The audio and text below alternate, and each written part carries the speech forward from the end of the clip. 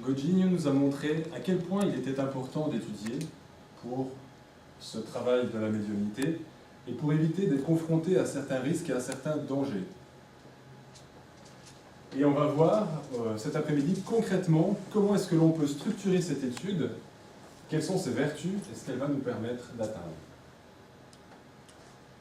Alors tout d'abord, avant de se poser la question de l'étude et du développement de la médiumnité, on va se poser la question d'un groupe médiumnique, de quoi est-il composé? Tout d'abord, on va forcément avoir besoin d'un dirigeant. Le dirigeant qui va être une personne éclairée, qui va être un peu le ciment dans le groupe et qui va faire en sorte que tout se passe pour le mieux et éviter les désagréments. Nous aurons besoin de médiums. Nous aurons besoin de personnes qui vont pouvoir discuter avec les esprits, que l'on appelle communément des orienteurs. Nous allons avoir besoin de personnes qui vont pouvoir donner des passes aux médiums à certains moments de la réunion.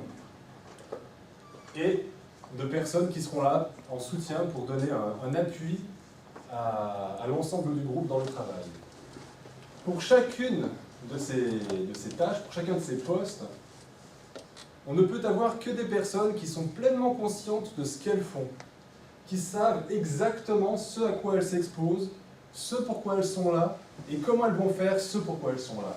Sinon, on va se retrouver dans une situation où, comme Gojinyu nous disait ce matin, on va être confronté au monde spirituel qui, profitant de notre manque de connaissances, d'observation, de tout ce qui fait que nous sommes des personnes sûres de ce que nous faisons, vont se jouer de nous, et nous induire en erreur et nous conduire sur des chemins qui peuvent s'avérer très douloureux et très cuisants. Surtout quand on s'en aperçoit tardivement et qu'après, il faut défaire ce qui a été fait.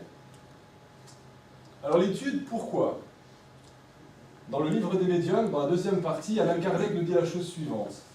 Quelle que soit la confiance légitime que vous inspirent les esprits qui président à vos travaux, il est une recommandation que nous ne saurions trop répéter et que vous devriez toujours avoir présente à la pensée quand vous vous livrez à vos études, c'est de peser et de mûrir, c'est de soumettre au contrôle de la raison la plus sévère toutes les communications que vous recevez, de ne pas négliger, dès qu'un point vous paraît suspect, douteux ou obscur, de demander les explications nécessaires pour vous fixer. Comment peut-on avoir cette démarche-là si nous-mêmes, nous sommes pleins de points obscurs et de méconnaissances? Un esprit vient, nous dicte un message, écrit ou oral. Comment aurons-nous la connaissance suffisante pour évaluer le message? Tout à l'heure, Thierry nous posait la question de l'identité de Victor Hugo, et on a répondu que c'était par le contenu du message qu'on arrivait à voir si le message avait ou non une valeur et qu'on pouvait se fier ou non à l'esprit. Eh bien, pour avoir cette capacité de discernement, il va falloir avoir une base sérieuse de connaissances derrière, pour que l'on ne prenne pas n'importe quelle communication pour argent comptant et commencer à rentrer dans une situation douloureuse. Allan Kardec nous dit toujours dans l'introduction de Qu'est-ce que le spiritisme? On sait aussi que les esprits trompeurs ne se font pas scrupule de s'abriter sous des noms d'emprunt pour faire accepter leurs utopies. Il en résulte que pour tout ce qui est en dehors de l'enseignement exclusivement moral, les révélations que chacun peut obtenir ont un caractère individuel sans authenticité, qu'elles doivent être considérées comme des opinions personnelles de tel ou tel esprit, et il y aurait imprudence à les accepter et à les promulguer légèrement comme des vérités absolues. Il y aurait imprudence à les accepter et à les promulguer légèrement comme vérités absolues. Si on revient un petit peu sur cette phrase, on se rend compte de la responsabilité que nous avons en tant que participants d'une réunion médiumnique. Imaginons que l'esprit se présente sous le nom de Victor Hugo. Il me dicte un message sibyllin qui semble être joli, avec des belles phrases, des jolis mots, mais qui porte un message pernicieux en second plan. Ce message pernicieux, si je n'ai pas la capacité de le discerner, si je me fie simplement au nom que l'esprit sans scrupule a utilisé pour se présenter, qu'est-ce qui va se produire? Je vais diffuser autour de moi une information erronée. Cette information erronée, elle peut être lourde de conséquences. Si elle porte sur des sujets graves comme le suicide, comme l'avortement, etc., les esprits peuvent s'ingénuer à nous faire voir autre chose que la réalité. Et à ce moment-là, nous, de bonne foi, mais pleins de notre ignorance, nous pouvons colporter ces choses et les répandre autour de nous, et de ce fait devenir responsables de l'expansion de ce message erroné. Donc une fois encore, l'étude, dans ce cas-là, nous permettra de nous prémunir de la présomption vis-à-vis des noms et de ne pas tomber dans certains pièges. Toujours dans l'introduction de Qu'est-ce que le spiritisme, Kardec ajoute « Le premier contrôle est sans contredit celui de la raison, auquel il faut soumettre sans exception tout ce qui vient des esprits. Mais ce contrôle est incomplet dans beaucoup de cas par suite de l'insuffisance des lumières de certaines personnes. » Là, les choses, il les dit clairement Kardec. Par cette insuffisance de lumière, il entend la méconnaissance du sujet que nous pouvons avoir. Et il insiste à maintes et maintes reprises sur l'importance et la nécessité de l'étude. Alors, concrètement, pour nous, spirites, qui peut-être un jour seront appelés à travailler dans un groupe médiumnique ou qui peut-être travaillons déjà dans un groupe médiumnique, l'étude, elle va nous servir à quoi? Dans un premier temps, à comprendre ce que nous faisons pour mieux servir. Comprendre ce que nous faisons, ça veut dire ne pas s'inquiéter par rapport au phénomène. La personne qui n'étudie pas, qui se fie simplement à ce qu'elle observe, à ce qu'elle constate, peut être confrontée dans certaines situations à des phénomènes, à des faits qui se produisent pendant la réunion et qui peuvent faire naître en elle de la préoccupation, de l'insécurité, de l'inquiétude.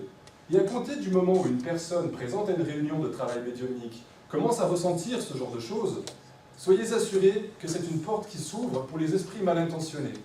À travers cette porte, ils vont pouvoir installer un petit peu plus d'insécurité et de perturbation, parce qu'ils auront un élément déjà qui est faible, le maillon faible, qui leur permettra de continuer un travail de sape. Cette étude va nous permettre de devenir un collaborateur conscient, parce que la médiumnité, on l'a vu tout au long de la matinée, elle n'a rien de merveilleux, n'a rien de fantastique. On n'est pas dans le monde des bisounours, c'est super, on reçoit des communications qui nous viennent de l'au-delà, ces magnifiques esprits qui viennent nous informer, nous éclairer. Non, non, c'est pas ça le travail médiumnique. La partie de ces messages réconfortants que les esprits nous apportent est faible en comparaison de ce que le médium est appelé à faire au profit des esprits qui sont dans la souffrance, dans le tourment. Et ça, il faut en avoir bien conscience quand on s'engage dans cette voie-là, pour pouvoir donner le meilleur de soi. Nous sommes là un petit peu, malgré nos imperfections et nos limitations, nous sommes là comme une équipe d'intervention de premier secours, aussi bien pour les esprits souffrants que pour les personnes qui sont dans les processus d'obsession et qui ont besoin de passer par un travail de désobsession, pendant lequel nous recevrons les esprits perturbateurs qui s'acharnent auprès de la personne. Donc, l'étude nous permettra progressivement de prendre conscience de notre rôle et de ne pas le prendre à la légère, c'est-à-dire que parfois, on va se dire « Ah, j'ai une dure journée aujourd'hui, je pense que je vais rester chez moi, je suis fatigué, j'irai que la semaine prochaine. » Quand on commence à travailler avec la médiumnité, on est conscient de notre rôle. Et si je ne viens pas parce que j'ai un empêchement léger à la réunion que j'aurais pu contourner d'une manière ou bien d'une autre, je vais induire un manque dans la réunion. Parce que ce que nous voyons de la réunion médiumnique n'est que la partie infime de ce qui se passe. Tout autour de nous, il y a une équipe spirituelle qui œuvre, qui planifie le travail à accomplir pendant la nuit, pendant la soirée, enfin pendant le moment de la réunion, qui le planifie en fonction des forces incarnées en présence. Et si nous, au dernier moment, on se dit « fatigué comme je suis aujourd'hui, j'y vais pas », eh bien, si le monde spirituel avait prévu quelque chose pour nous, si j'avais décidé d'amener un esprit qui est extrêmement souffrant, et que nous-mêmes devions le recevoir pour qu'il soit aidé, parce que notre médiumnité se prête à ce genre de communication. Qu'adviendra-t-il du pauvre bougre que nous devions aider? Il restera en carafe? Pas tout à fait, parce qu'ils ont d'autres ressources pour aider. Mais nous provoquerons une faille dans le mécanisme de travail, et ça sera de notre responsabilité.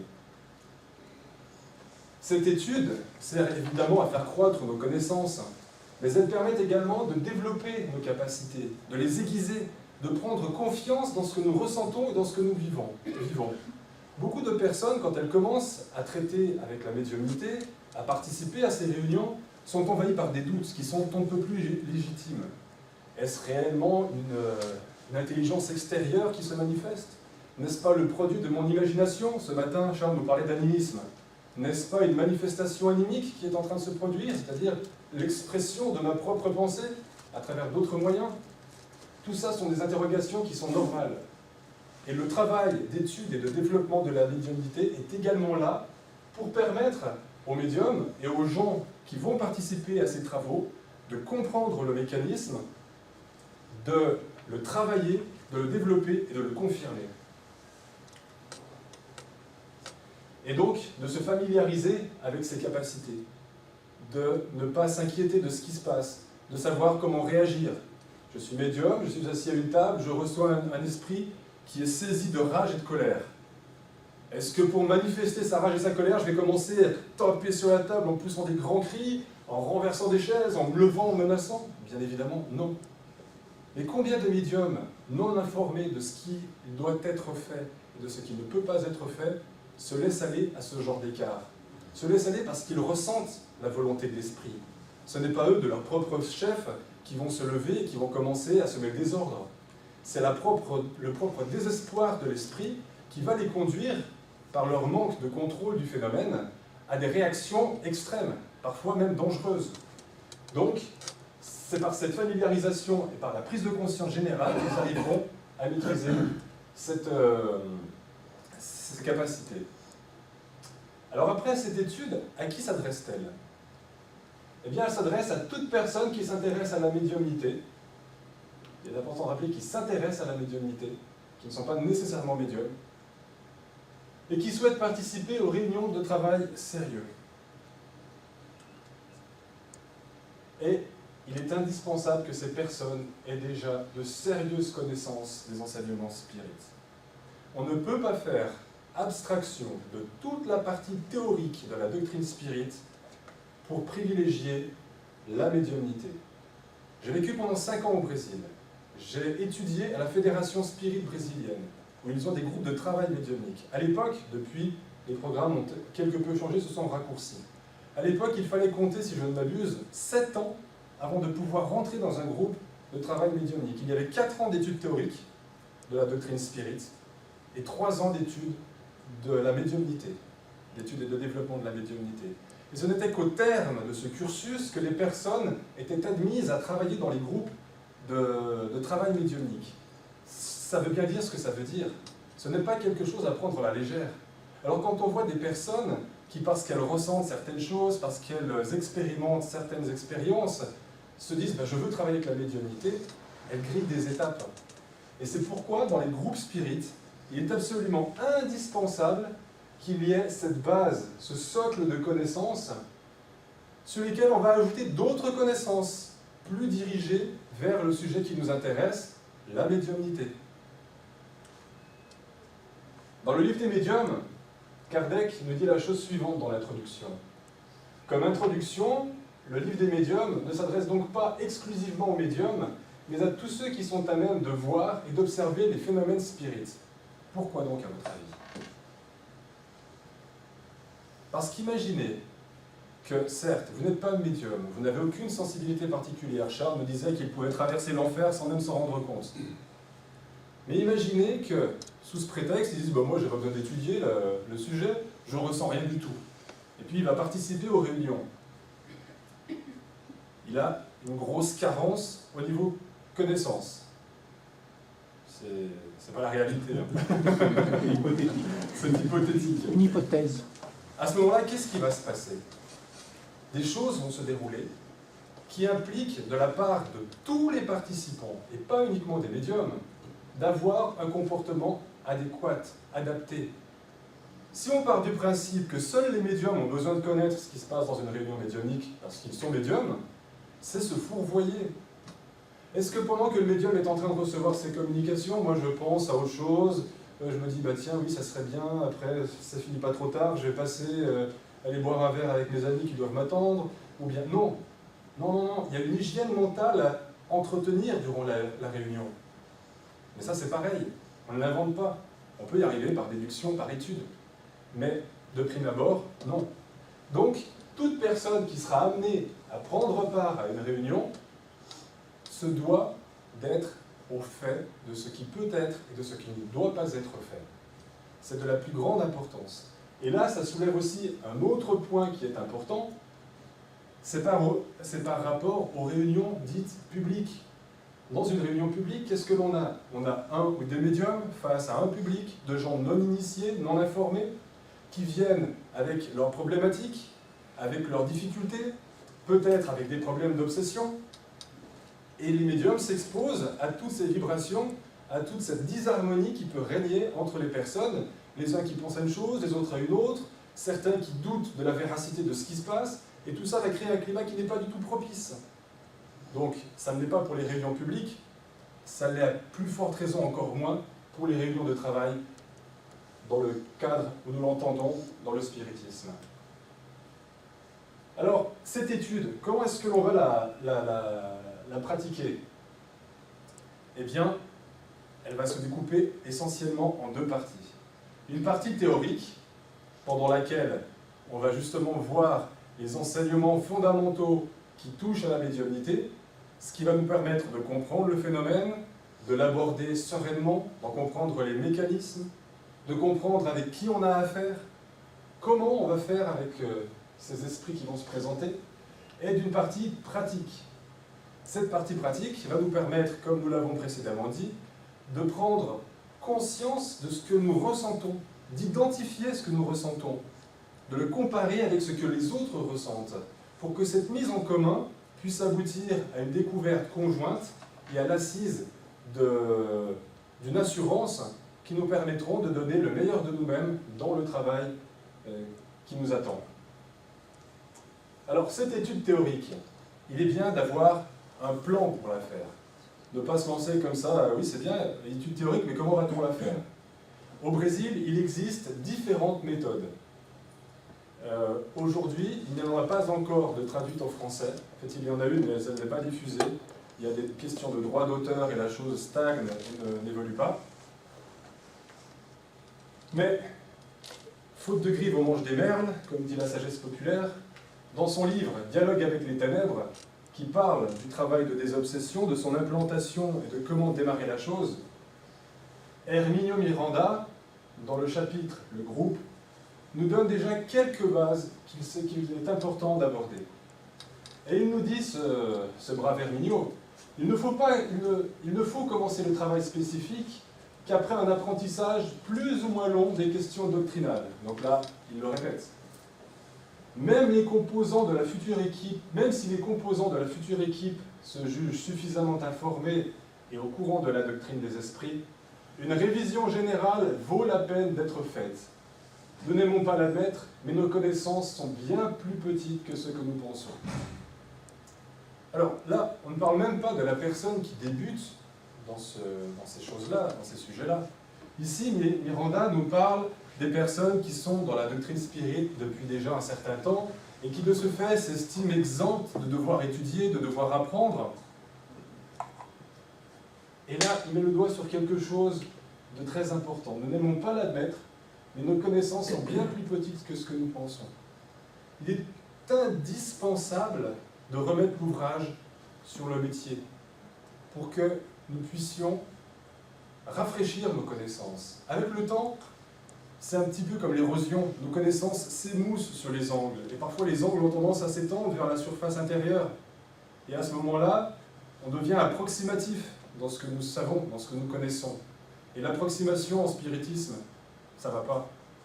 C'est absolument nocif à ce que nous faisons. Donc, il nous préconise, Miranda, dans son ouvrage, de revenir essentiellement à ces deux indications. La première, c'est dans le livre des esprits, le livre 2e, qui traite du monde spirit ou le monde des esprits. Et aussi de lire dans le livre des médiums la seconde partie qui s'intitule « Des médiums », à partir du chapitre 14 jusqu'au chapitre 32. Alors là, nous avons le détail de ce que nous allons trouver dans cette partie du livre des esprits. Et on va tout de suite voir à quel point concrètement ça va pouvoir s'intégrer dans notre effort d'apprentissage en vue de la pratique médiumnique. Ce sont des bases. Dans ce livre 2e du livre des esprits, nous allons voir d'abord la définition de l'esprit, d'où il vient, ce qu'il est.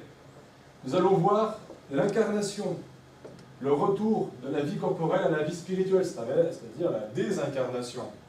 Ce qui s'y passe, comment ça se passe, dans quelle situation l'esprit va se retrouver après la vie. Nous allons voir la pluralité des existences. La vie spirite, c'est-à-dire la vie pour les esprits de l'autre côté de l'existence.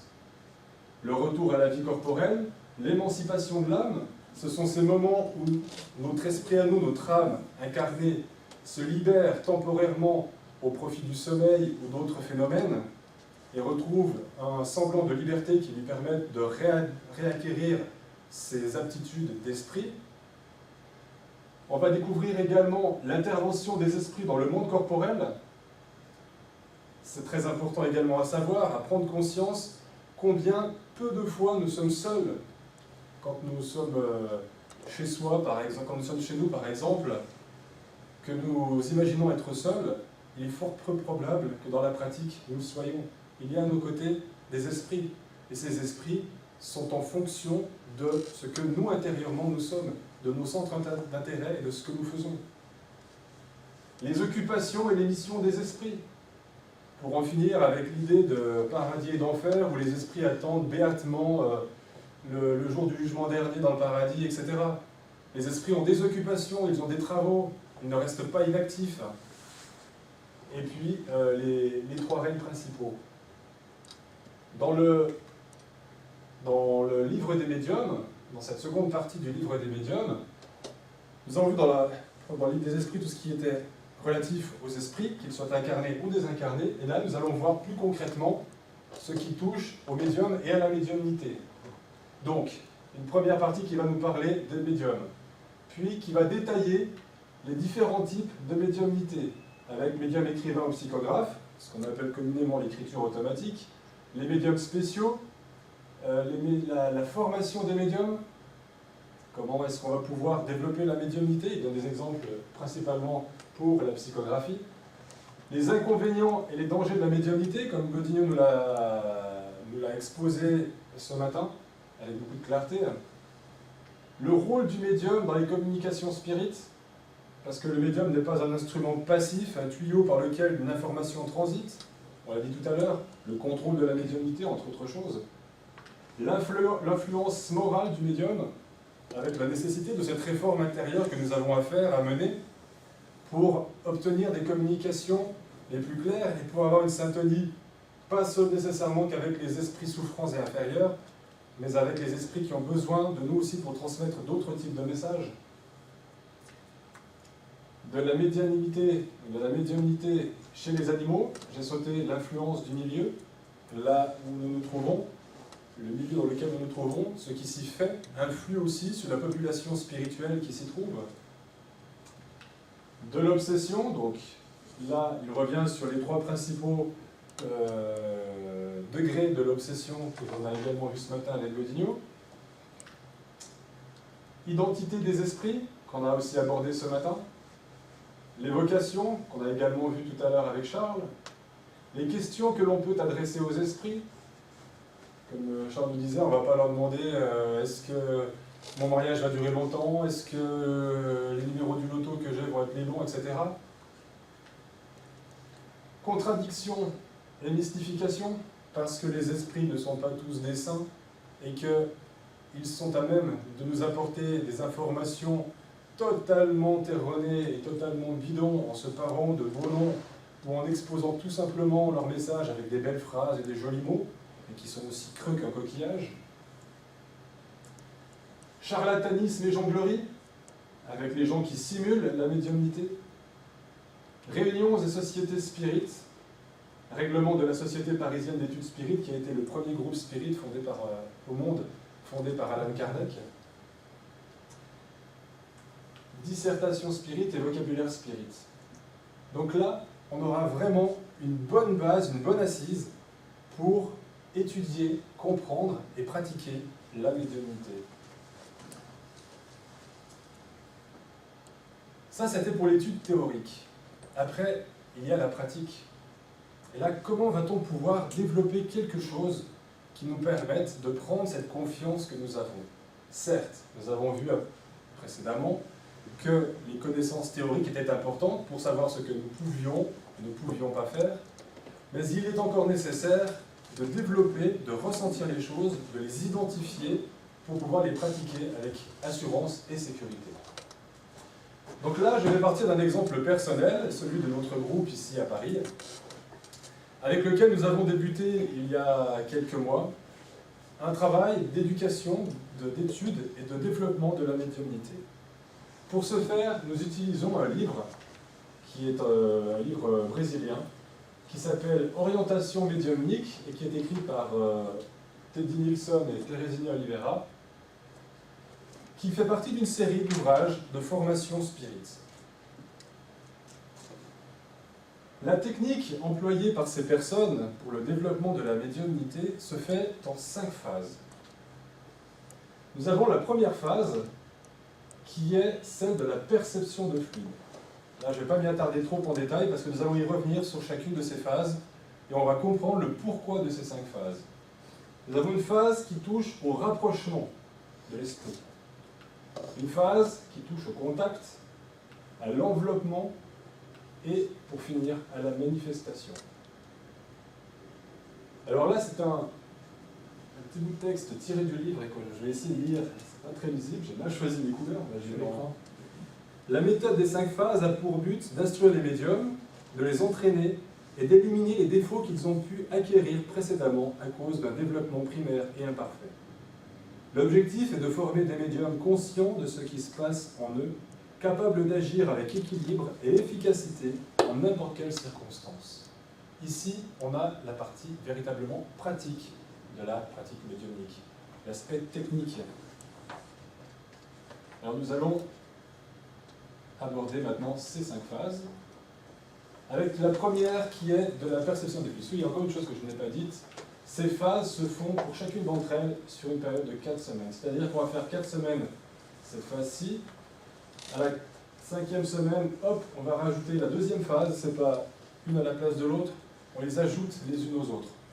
Parce qu'on va voir qu'elles font partie de la décomposition du phénomène médiumnique, de l'approche de l'esprit avec sa charge fluidique, que l'on va être en mesure d'identifier par nos ressentis, par nos sensations, jusqu'au moment où il se rapproche de plus en plus, le moment où il y a le début de l'incorporation, le moment où il y a l'incorporation et la communication, pour arriver à identifier toutes ces étapes. Donc cette première phase de perception des fluides, quel est son but? Eh bien, c'est de stimuler la capacité des personnes à sentir les fluides et permettre ainsi au médium de déterminer dans son organisme physique les points de sensibilité identifiés, le type de vibration, fine, dense, légère, lourde, stressante, sédative, angoissante, rassurante, etc.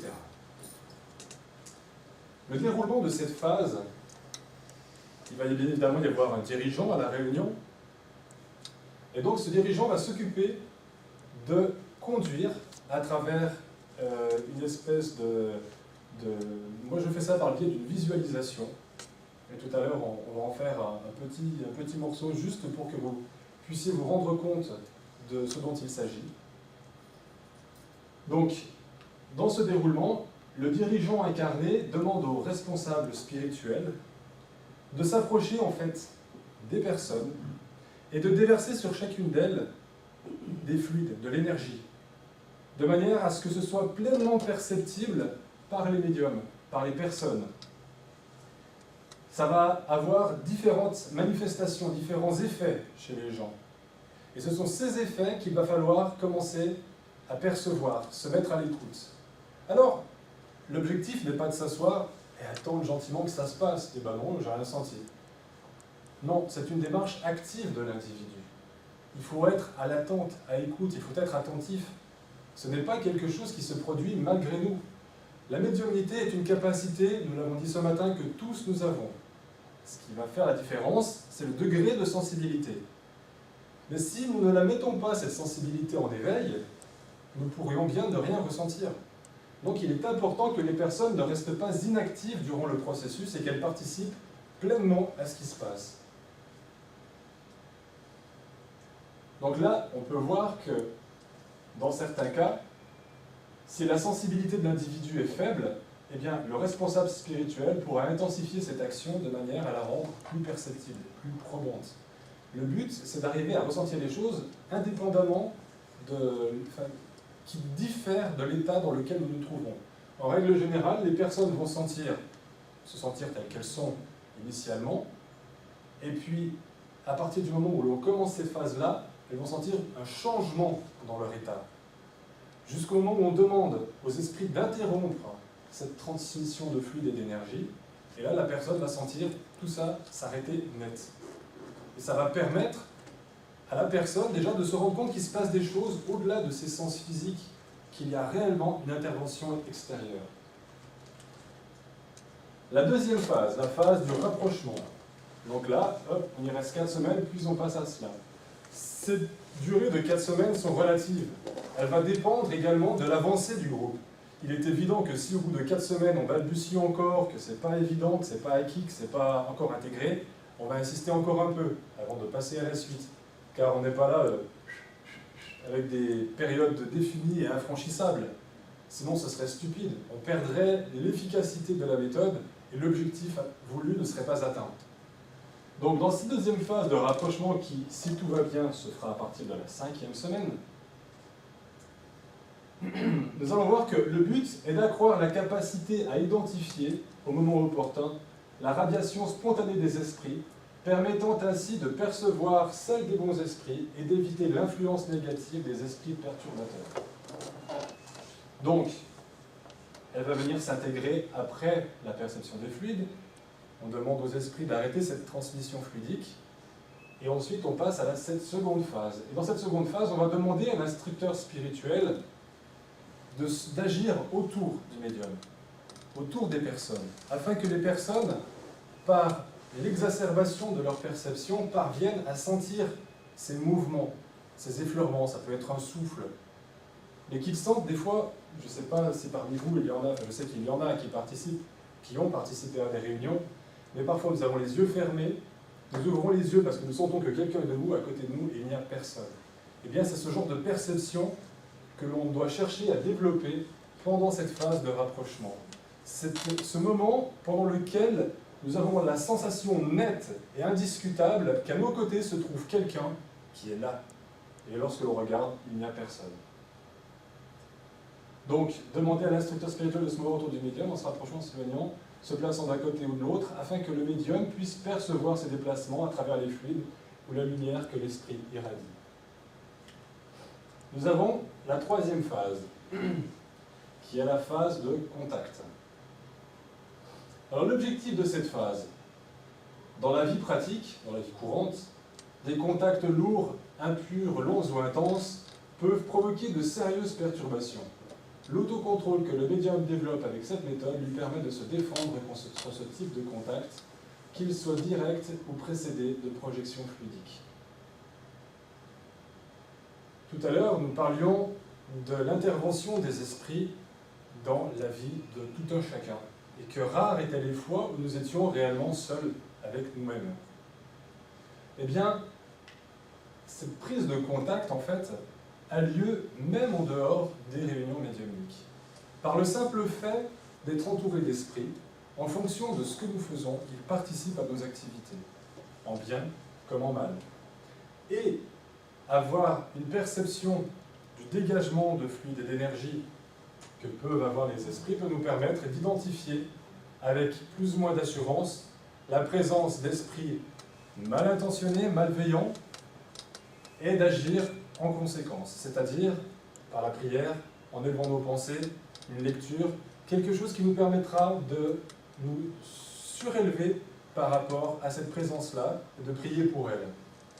Donc, après les deux premières phases que nous avons vues, on va enchaîner avec celle-ci. Donc après s'être rapproché du médium, les instructeurs spirituels vont établir le contact avec son père-esprit. Là, nous entrons dans le processus de communication médiumnique. Cet échange qui se passe entre, petit rappel, nous sommes constitués d'un corps physique, d'un esprit, qui n'a pas une forme très définie dans nos conceptions des choses, mais qui, selon les esprits, ressemblerait à une étincelle, et le Père-Esprit qui est là pour faire l'union entre esprit et corps. Lors du phénomène médiumnique, notre Père-Esprit s'extériorise, et il y a rapprochement du Père-Esprit, de l'Esprit qui veut se communiquer. Donc, c'est pour ça qu'il est écrit ici, qu'après s'être rapproché du médium, les instructeurs spirituels établissent le contact avec son père-esprit. Voilà. Pour que le médium ressente ce contact, ils agissent, ces instructeurs, sur les centres de force que nous avons, en provoquant chez lui une impression momentanée d'entrée en transe. Sur les plexus du corps physique, le médium peut alors ressentir des tremblements, des pressions dans les zones nerveuses liées à ces plexus. Les plexus, ce sont les points de conjonction du réseau nerveux qui correspondent au centre de force. Donc, on voit que les esprits, en se rapprochant, vont agir sur ces points, sur ces centres, et cela va susciter chez le médium des sensations particulières, plus ou moins désagréables ou agréables, selon l'évolution de l'esprit, selon les intentions de celui-ci. Et c'est par ce contact, par cette prise de conscience de ces sensations, que nous serons en mesure aussi de nous positionner par rapport à une communication. La quatrième phase, dite d'enveloppement. Son but est de percevoir l'enveloppement, c'est-à-dire le rapprochement pratiquement intégral de l'esprit, et de l'arrêter si besoin, principalement s'il a lieu en dehors de la réunion médiumnique. Donc là, on a déjà franchi une étape. L'esprit s'est rapproché, il y a des points de contact qui s'établissent entre nos périesprits, entre nos organismes, et là, on va un peu plus loin, c'est-à-dire que la présence de l'esprit se renforce. Et à ce moment-là, il peut y avoir communication, et il s'agit de savoir si oui ou non on peut la laisser se produire, et pour quelle raison. Donc, son déroulement, l'instructeur spirituel va chercher à agir plus profondément sur l'esprit du médium, enveloppant ensuite tout son périsprit, ceci déclenchant des symptômes physiques. Alors, ces symptômes physiques, en voici quelques-uns.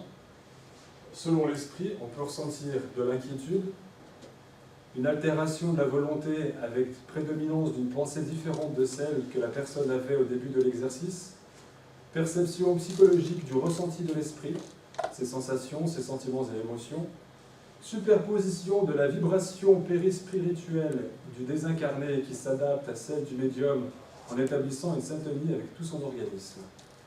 Cette phase est vraiment celle qui précède la communication proprement dite. À cet instant-là, le médium est en mesure de capter des informations à travers ce ressenti sur l'identité de l'esprit qui est présent. Quand je dis identité, ce n'est pas pour savoir si c'est Victor Hugo ou pas, c'est pour savoir les intentions de l'esprit. Et à ce moment-là, arriver à diagnostiquer peut-être une tentative de tromperie de la part d'un esprit qui viendrait pour une chose, mais qui en dit une autre. Ou bien un esprit qui vient avec un problème, qui n'en expose qu'une partie, qui ne nous permet pas de pouvoir pleinement l'aider, mais par ces perceptions qui se déroulent à ce moment-là, nous arrivons à savoir que l'esprit souffre d'autres choses qu'il ne nous dit pas forcément, pas parce qu'il veut nous le cacher, mais parce que, psychologiquement parlant, il peut oblitérer certains faits de son ressenti parce que ça lui provoque de trop grandes souffrances. Donc, reprenons la suite de notre texte. Conduire l'enveloppement, donc pour le dirigeant incarné, conduire l'enveloppement en commençant par le haut de la tête, centre de force coronaire, puis en descendant lentement comme si une terre recouvrait le corps du médium d'une enveloppe douce, feutrée et réconfortante. C'est une image en fait pour amener, comme si l'esprit en fait revêtissait le médium. Dans la pratique, c'est pas exactement comme ça que ça se produit. C'est véritablement le rapprochement qui s'intensifie au fur et à mesure que l'esprit se rapproche et que l'appareil médiumnique se met en marche. Enfin, la cinquième phase, la manifestation. Alors là, rappelons-le, nous sommes dans le cadre d'une étude, pas dans le cadre d'un travail médiumnique d'aide ou quoi que ce soit d'autre. Donc, les manifestations que nous aurons, que nous chercherons à avoir, ce sont les manifestations d'amis spirituels. Ici, pas d'esprit souffrant, pas d'esprit obsesseur, rien de tout ça.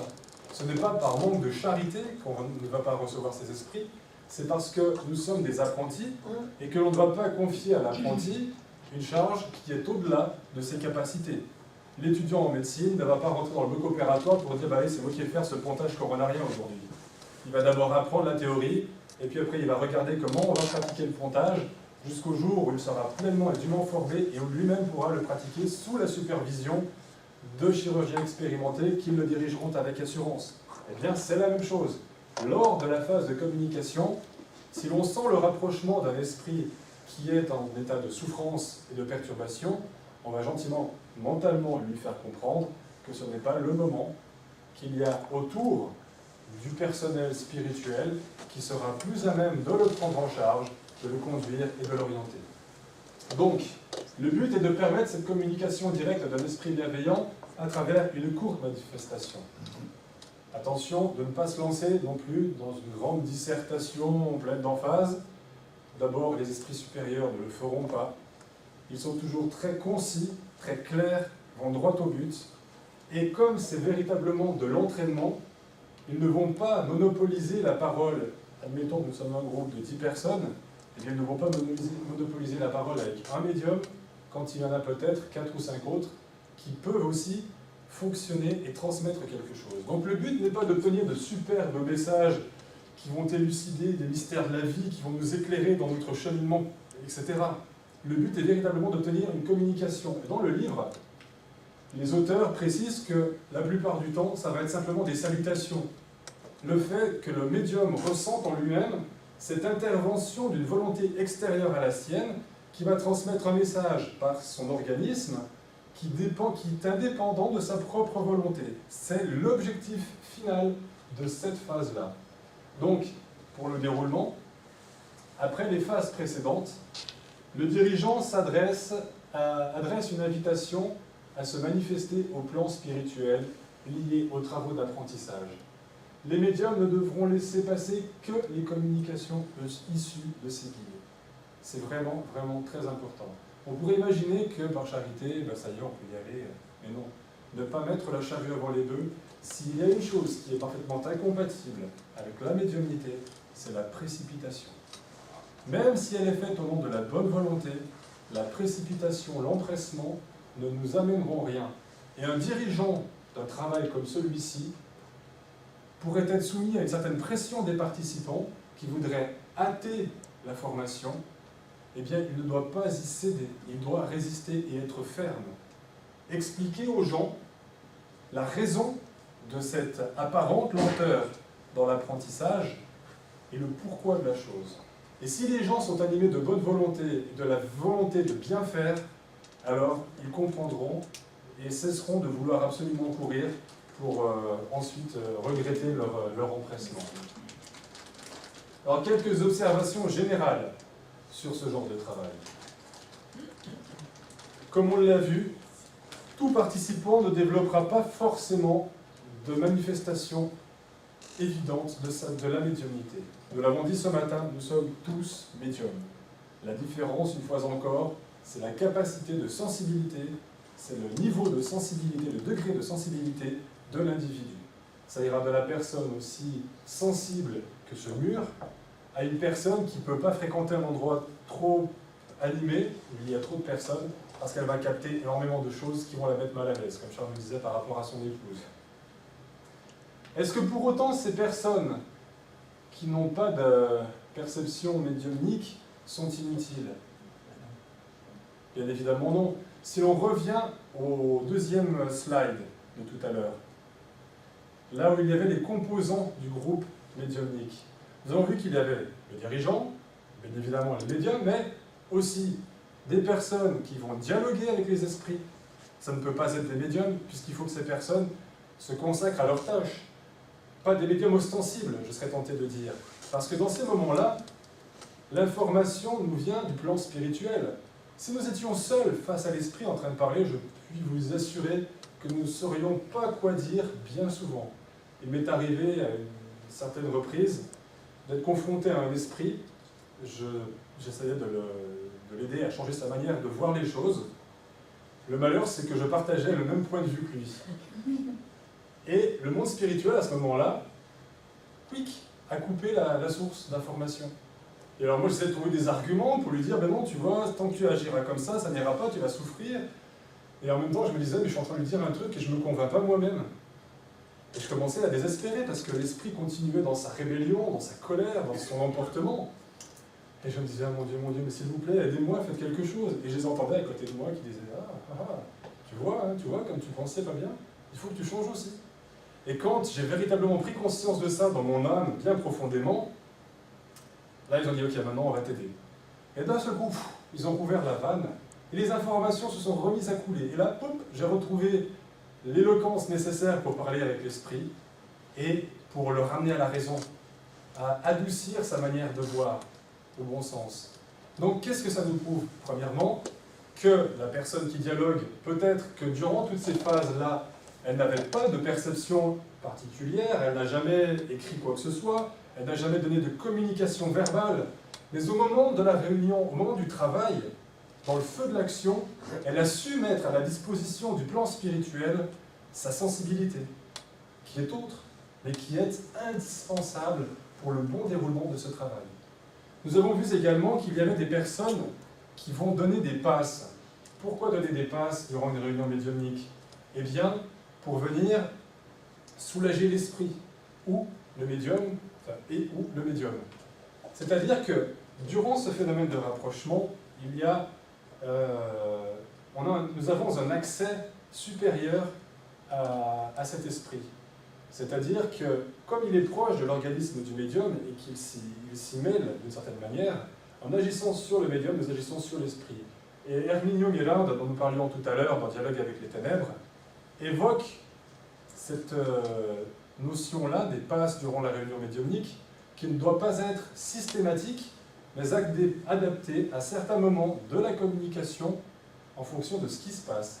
Parce que les fluides transmis au moment des passes vont, à travers le médium, atteindre l'esprit, son père-esprit, et l'aider, le soulager. Donc, cette personne-là aussi n'est pas, à proprement parler, médium, comme nous l'avons vu là. Même dans le phénomène de passe, qu'est-ce que nous retrouvons encore?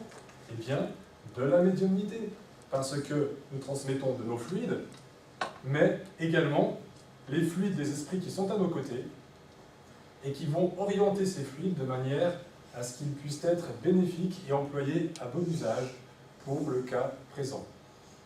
Et puis nous avons vu aussi qu'il y avait des personnes qui étaient là pour le soutien. Alors ça, c'est des personnes qui se disent « Moi, je sens rien, j'ai pas d'intuition, je n'ai pas de passe, je sers à rien. » Au contraire, nous avons tous la capacité de penser. Je pense qu'on est d'accord là-dessus. Et le fait de penser, c'est mettre en mouvement des énergies. C'est mettre en mouvement une vibration. Tout à l'heure, nous disions que pour participer à une réunion médiumnique, il fallait être conscient de ce que nous faisions, parce que si nous pensions à ce que nous allions faire après, ou que nous avions fait avant, ou n'importe quelle autre chose qui n'est pas en lien direct avec le but de la réunion, nous allions générer un malaise dans le travail. Pourquoi? Parce que nous émettons. Et ce que nous émettons n'est pas anodin, c'est animé d'effets, de conséquences. Pendant la réunion, il est important qu'il y ait une harmonie, équilibrée, élevée, pour être en syntonie, bien évidemment déjà entre nous, mais aussi être en syntonie avec le plan spirituel qui est là pour ordonner, diriger et contrôler le travail. Si à un moment donné, chacun commence à penser à une chose, à une autre, etc., le travail se déséquilibre, perd de son efficacité, et si la chose se reproduit, nous entrons dans une phase où il peut y avoir des dangers qui vont se manifester. Je crois que c'est... je ne sais plus le titre de l'ouvrage, mais c'est un livre d'André Louis. À un moment donné, André Louis est dans un centre, c'est dans les domaines de la médiumnité. Il est dans un centre spirit au cours d'une réunion médiumnique. Donc André Louis, c'est un esprit désincarné qui découvre le monde spirituel et qui nous relate ses découvertes, ses efforts, ses progressions, sa compréhension de ce qu'il voit et de ce qu'il pense. Et donc il est là, dans cette réunion médiumnique, en compagnie de son guide spirituel, qui l'amène et qui lui montre les choses, et du dirigeant spirituel de la réunion. Et là, une table avec des médiums, des personnes pour le dialogue, etc., un dirigeant incarné. Et si en apparence tout le monde est dans le recueillement, est pleinement engagé dans la réflexion, là, eux, du plan spirituel, ils disent « Oui, mais quelle réflexion !» Chacun pense de manière différente à autre chose. Il n'y a aucune harmonie entre les participants de la réunion. Alors à ce moment-là, le dirigeant spirituel, conscient que cela représente un danger et une entrave au bon déroulement du travail qu'ils ont à faire, par le biais d'une matérialisation qui, bien qu'étant invisible aux yeux des participants incarnés, va leur permettre de reproduire le phénomène de voix directe. C'est-à-dire que nous sommes là, assemblés comme ça, et d'un seul coup, une voix claque, sortie de nulle part, perceptible par toutes les personnes présentes, et qui les invite à se reconcentrer à travers un chant, de se mettre à chanter une chanson. Au Brésil, il y a des chansons à thématique spirit, donc les esprits leur demandent de chanter une chanson spirit pour qu'ils se réharmonisent entre eux et qu'ils se resyntonisent avec le monde spirituel. Donc ces personnes de soutien, pour revenir à elles ne sont pas inutiles, elles sont là pour donner de l'énergie à ce qui se passe, pour donner de la force à cette syntonie, à maintenir ce cercle vibratoire dans lequel les personnes sont engagées entre elles et le plan spirituel. Ensuite, lors des phases les plus avancées de l'étude, il n'est pas recommandé qu'une femme enceinte, continue à participer à la réunion. Dans le processus de réincarnation, il y a tout un travail très subtil et délicat qui est fait au niveau du rapprochement du Père-Esprit, de l'esprit réincarnant avec le fœtus et l'organisme maternel. Et la présence d'esprit aux côtés peut être problématique. Donc, on va éviter qu'une femme enceinte participe à ce travail quand vraiment on touche à la médiumnité. En cas de phénomène incontrôlé, ça peut se produire. On a dit que nous devions recevoir que les esprits guides. Mais admettons qu'un médium, qui a déjà une médiumnité exacerbée, parce que cela peut se produire, il y a des personnes qui vont la développer de manière graduelle durant tout le processus d'apprentissage, mais il y a également des personnes qui vont arriver avec une médiumnité déjà forte, déjà présente, puissante, mais incontrôlée. Durant les phases de réflexion et de relâchement, la personne peut être amenée à incorporer bien malgré elle un esprit, qui ne sera pas nécessairement un guide, qui peut être animé d'intentions douteuses, qui peut-être sera tellement pris par sa souffrance qu'il en deviendra agressif. Donc le dirigeant va devoir savoir comment se comporter face à ce problème. Et la meilleure manière d'agir pour le dirigeant en cet instant n'est pas de dire à l'esprit « tu ne peux pas venir, va-t'en, sors de ce corps, ne reviens pas ». On ne va pas l'arroser avec de l'eau bénite ni de crucifix, rien de tout ça. On va simplement s'adresser au médium. Et on va lui dire « Adriane, reprends conscience, reviens, écoute-moi, tu es maître de ton corps, reprends le contrôle de celui-ci. » On ne laissera pas l'esprit dominer notre corps. Pourquoi? Parce que dans le processus médiumnique, nous sommes à chaque instant propriétaires de notre corps et responsables de ce qui se passe. Alors, on ne pourra pas dire bah, c'est pas moi qui ai cassé la chaise, c'est l'esprit qui m'a fait me lever, qui me l'a fait casser par terre. Ah bah oui, mais tu l'as fait parce que tu as donné implicitement ton accord à l'esprit pour qu'il le fasse. Et donc, la personne est responsable. Alors, ce que l'on va faire, on va s'adresser au médium, dont le Père-Esprit, on l'a dit tout à l'heure, est dédoublé, le Père-Esprit est dédoublé, et on va lui dire « reprends le contrôle, reprends conscience ». Il y a quelque temps, nous avions des amis à la maison, et une des personnes qui était là, un jeune garçon d'une vingtaine d'années, est porteur de problèmes neurologiques qui ne sont pas dénués de lien avec le spirituel. Il habitait Paris pendant un temps, il venait à nos réunions d'études, et puis ils ont dû partir de France. Et là, donc ils étaient là, nous discutions, et il me faisait part de ses difficultés et de ses problèmes. Et à un moment donné, j'ai vu qu'il commençait les différentes phases, la phase de rapprochement. J'ai vu son regard qui commençait à flotter un peu comme ça. Il était toujours avec moi, mais il commençait à flotter même, réellement. Et puis plus on discutait, et plus je voyais qu'il commençait à perdre le contrôle de la situation. Donc à un moment donné, je fais hop, on va arrêter, on va prendre un petit livre, et puis tiens, tu vas me faire plaisir, si tu veux bien, de lire ce message-là. C'est un livre de messages reçu par Chico Xavier, des messages d'Emmanuel. Donc le garçon était assis avec le livre, et ça se passait à mon domicile, il y avait tout le monde, il y avait ses parents, enfin, il y avait sa mère, tante, plein de gens, on n'était pas dans le cadre d'une réunion. Nous étions juste isolés dans mon bureau pour pouvoir parler tranquillement. Et alors qu'il était en train de lire, d'un seul coup, il se met à répéter la même phrase, comme un disque rayé.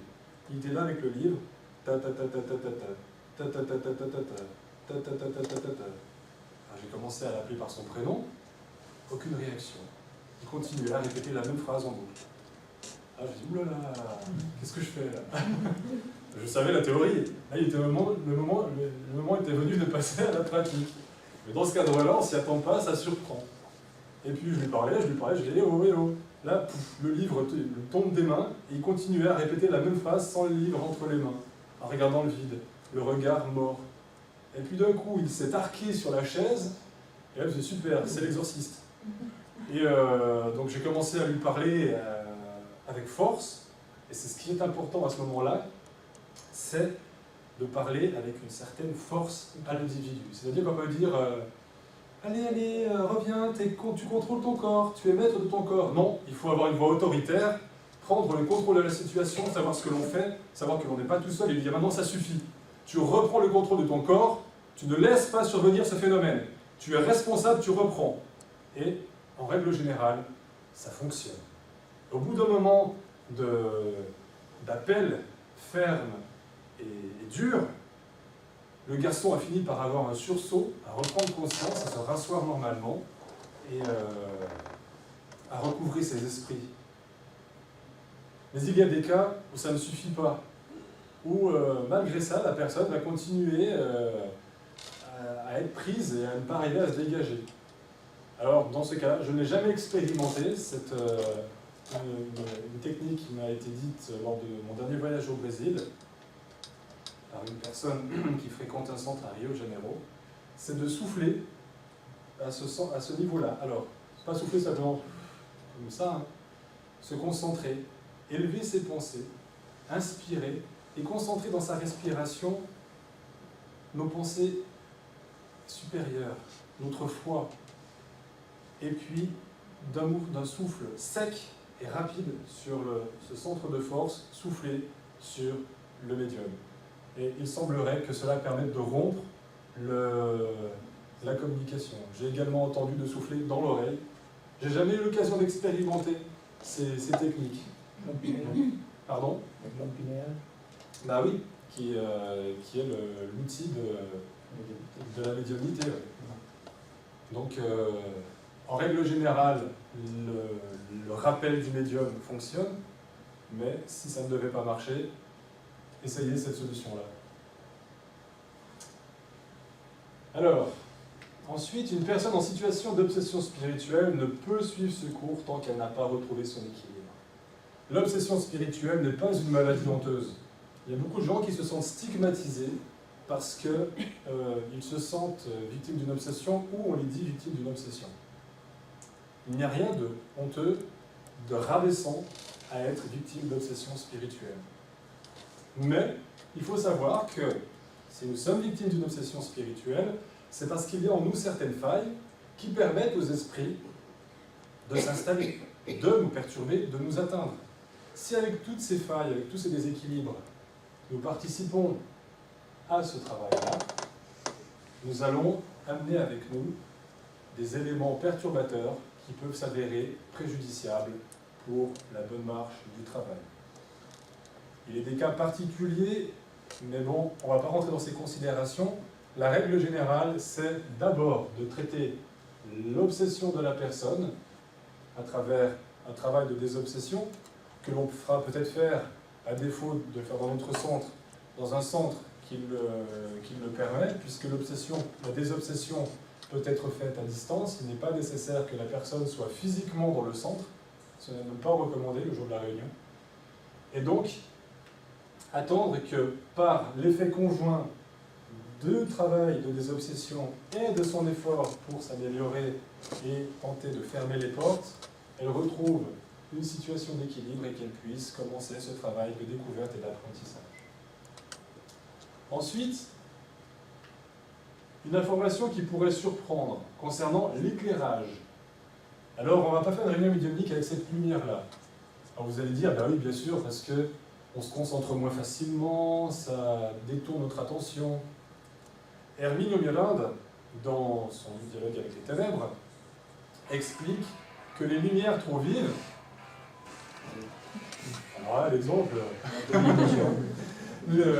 Hermine Mirande nous explique que l'éclairage violent que peut distiller soit la lumière du jour, soit ce genre d'éclairage, vient pénaliser le travail fluidique que font les esprits qui préparent l'atmosphère de travail de la salle de réunion. Nous, toujours pareil, nous voyons les choses qui nous entourent, hein, c'est-à-dire la matière bête et méchante qui est autour de nous. Nous rentrons dans la salle de travail, nous nous asseyons, nous accomplissons ce que nous avons à accomplir et nous repartons. Mais, en amont de notre venue du travail, l'équipe spirituelle va préparer l'ambiance dans laquelle nous nous trouvons. Elle va organiser certaines choses, mettre en place certains procédés à base de fluide, à base d'énergie. Et la lumière trop vive peut venir altérer le fonctionnement de tout cela. Donc on va opter pour des lumières plus douces. Et alors, pas n'importe lesquelles, bleu ou rouge. Alors, bleu, parce que ça va induire un plus grand relâchement, ça va amener la tranquillité, la concentration. Et rouge, parce qu'il y a des personnes qui peuvent être amenées à somnoler, comme par exemple j'en vois certaines là dans l'assemblée. Je ne citerai pas de nom, mais voilà, ça s'est fait. Et donc cette somnolence sera plus induite par une lumière bleue, mais sera contrée par une lumière rouge qui va induire une excitation. Alors, il est évident qu'il ne faut pas qu'on soit tous comme ça autour de la table, comme si on avait bu 3 litres de café. Ce n'est pas le but. Le but est de maintenir les personnes en état d'éveil, de concentration et de conscience. C'est toujours la même chose. Le travail doit être fait de manière consciente et pas de manière totalement hop, je m'assieds, je deviens un automate, j'attends que ça se passe, je contrôle le minimum et hop. Non, non, il faut que ce soit véritablement conscient. Donc savoir avec quel type de lumière nous obtiendrons le meilleur compromis. Adopter une tenue sobre, éviter l'excès de parfum, les colliers et autres bracelets. Alors, il est évident qu'on ne va pas à un défilé de mode et que nous allons rester assis pendant 1h30, 2 heures. Donc on va éviter les vêtements qui nous compriment trop, dans lesquels on ne va pas être à l'aise. J'ai marqué excès de parfum, mais il y a aussi l'hygiène corporelle, on peut dire aussi l'inverse. Hein. Je n'ai pas pensé en écrivant, c'est maintenant que ça me vient. Pas pour le respect d'autrui. Parfois, essentiellement les dames, c'est comme ça, les femmes aiment bien sentir bon et c'est normal, ça nous fait plaisir. Mais parfois l'excès de parfum, surtout dans ce cadre-là, peut s'avérer préjudiciable. Pourquoi? Parce que dans un contexte médiumnique, les sens s'exacerbent, nos perceptions s'exacerbent, et ça peut vite devenir très gênant. Ça, je l'ai vécu dans un groupe, quand j'habitais au Brésil, et c'est quelque chose qui ça donne de la nausée, ça détourne de la concentration, ça empêche le bon déroulement du travail. De la même que des colliers et des bracelets qui font bling, bling, bling. Imaginez-vous avec des pendeloques au poignet en train de donner des pinces à la personne comme ça. Ça ne va pas le faire non plus. Même chose avec les colliers. On n'est pas les petits trucs qui en du vent se mettent à sonner. C'est pas le but. Donc la sobriété. Toujours la sobriété. Pour pouvoir faire un travail qui sera de qualité et qui ne gênera personne. Hélène. Qui ne gênera personne et qui ne viendra pas altérer le bon déroulement du travail. Et puis dernière considération, bien évidemment, être en bonne santé. Quand j'entends en bonne santé, ça veut dire ne pas être porteur de maladies, par exemple, transmissibles. Pour la simple et bonne raison qu'on va contaminer toute l'assemblée.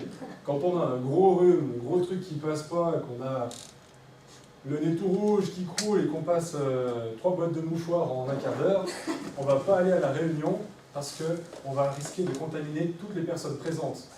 Mais au-delà de la simple contamination, on risque de décimer le groupe. C'est-à-dire que si nous, ça ne nous fait qu'un rhume qui nous fait couler le nez, chez un autre, ça va peut-être impliquer de la fièvre, une absence de travail, une altération sérieuse dans son mode de vie. Donc, par respect, on va éviter le contact avec autrui, etc. Mais également, certaines maladies induisent une débilité dans notre organisme, un affaiblissement de notre énergie, de nos forces. Car quand nous venons collaborer à ce travail, et là, c'est pas uniquement une fois les médiums encore, c'est tout le monde, toutes les composantes du groupe, eh bien, nous donnons de l'énergie. Si nous n'avons pas assez d'énergie pour nous-mêmes, eh bien, à ce moment-là, nous ne serons pas en mesure de fournir ce que l'on attend de nous, ou alors de fournir une énergie qui n'a pas la qualité attendue. Là, je crois qu'on a fait le tour. Voilà, on a fait le tour.